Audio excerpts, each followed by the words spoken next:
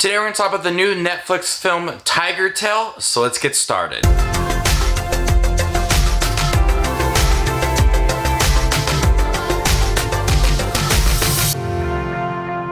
Hey everybody, my name is Justin. I love to watch movies. If you guys love to watch movies too and Netflix, you guys are in the right spot. Make sure to hit that subscribe button down below and click that bell notification for more up and coming videos. Today we're going to talk about Tigertail, which is not the sequel to Tiger King, as much as I really want something more for Tiger King. A man reflects on the lost love of his youth and long ago journey from Taiwan to America as he begins to reconnect with his estranged daughter. I'm going to be just upfront with you guys. This is probably the best Netflix movie I have seen this year. It's one of my most favorite films this year as well. This was a movie with such deep themes that was truly mature and really emotional.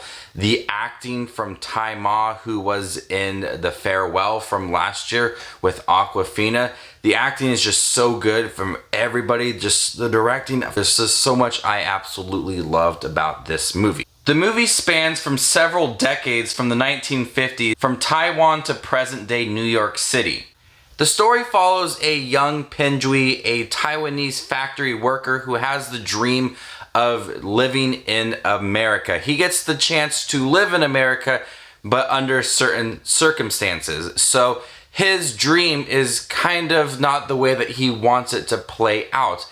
And when we are first introduced to this character, he's full of life. He's wild. He likes to impress girls. He's a really outgoing character. But as he travels to America and starts to live the American dream, the story of this husband who eventually becomes a father and living in America and betting on this American dream, he becomes more strict, not allowing his wife and daughter to do certain things because of what it takes to live that American dream and all the hard work that comes with it. So we do get flashbacks from back and forth spanning several decades of when he is an adult. He has this estranged relationship with his daughter. She can't communicate with him. He's very closed off. And he's remembering certain things from his youth. And this movie really touches on self-reflect and regret and loss as well. And the movie covers a lot, going from a factory worker and full of life, and then going to America, really enjoying it at first,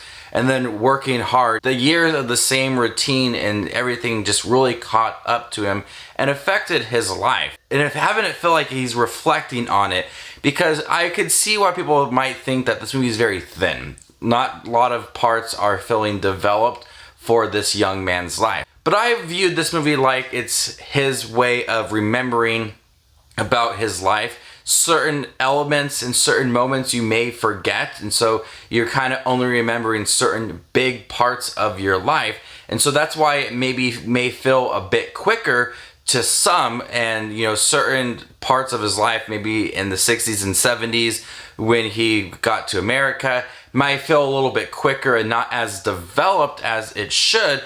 But I viewed it like you're looking into the mind of this character as an older person. You're just getting parts of his life and the high moments and the low moments of, well, the parts that he's really reflecting on, the moments that he feel like he's lost throughout the years. And I think that was a really nice aspect of the film, and the structure of it allows for you to really connect with the character, feel those moments of loss throughout the film, and reflect with him as well. And it's truly emotional to watch this young kid that was full of life and energy years ago slowly developed into a person that is closed off, is not talking to anybody. He's hard to connect with. He's stern. He's strict with his family. But you can also feel that he's reflecting on his life. He's regretting certain things, but he just isn't discussing it with anybody. The movie also has a distinct look of its past moments and its present moment as well. The present scenes are very clean. Even though the tone is very somber, the moments in the past when he was a factory worker and meeting a girl and then going to America, it's a little more grainy. it kind of looks like that show Masters of None. The way that Netflix series was filmed, it kind of looks like that, a little grainy. They're not like bad looking scenes, but you can have that distinct look to it that separates the two apart. The movie is just beautifully shot, it's beautifully acted, and I love the structure of this movie. I found Tigertail to be a really gripping, emotional movie that I was invested in, with the characters and the story of this man and the self-reflect themes and loss and regret as well. They're all really mature, and I could see some people's gripe about how it may feel a little thin to some moments, but like I said, if you view it as like it's a memory, if you view it like a memory, you can catch the highlights of those certain parts of his life. Tigertail is one of my favorite films right now in 2020. It's my favorite Netflix original film right now.